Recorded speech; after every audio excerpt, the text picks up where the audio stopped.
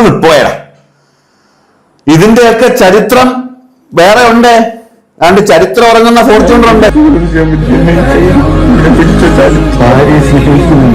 അനിതി പണിക്ക് വേറെ സത്യത്തിൽ എനിക്ക് തീരെ താല്പര്യം ഉണ്ടായില്ല. കൃഷ്ണൻകുട്ടി നിർബന്ധിച്ചോണ്ടാ.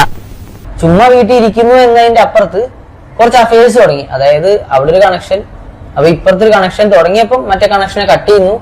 ഈ 3000 കൊടുത്തത് എന്ത് തന്തല് കണ്ടന്റിന് വേണ്ടിയിട്ടാണോ അതല്ലെങ്കിൽ സ്വന്തം പെങ്ങളെ പറ്റിയൊക്കെ ഇങ്ങനെ വന്നിരുന്നു? അത് തൊട്ടിപ്പുറത്തിരിക്കുന്ന ഒരു പെങ്കൊച്ചനല്ലേ?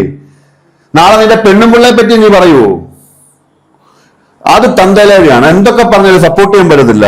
ഇവന് തലക്ക് വെളിവില്ലാത്ത ഒരേ ഒരു പെങ്ങളല്ലാടാ നിനക്കുള്ളൂ.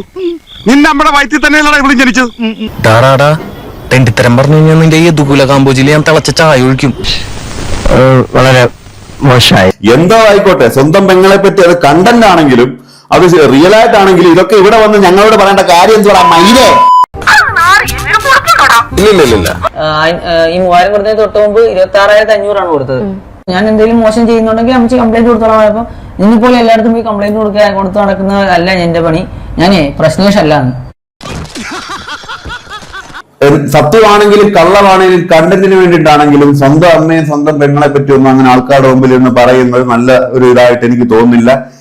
ഇവനെ പറഞ്ഞിട്ടും കാര്യമില്ല. ഇവൻ ഇനി ഇതെടുത്ത് വെച്ചിട്ട് അവന്റെ പേജിൽ ചുരത്തും. കാരണം അവൻ നാണമില്ലാത്തൊരു മൈരനാ. പിന്നെ പന്നി ചേട്ടാ അപമാനിച്ചേ ഞാൻ പോയിക്കോട്ടെ. അപമാനത്തിന് തന്നെ അപമാനമാണ് നീ.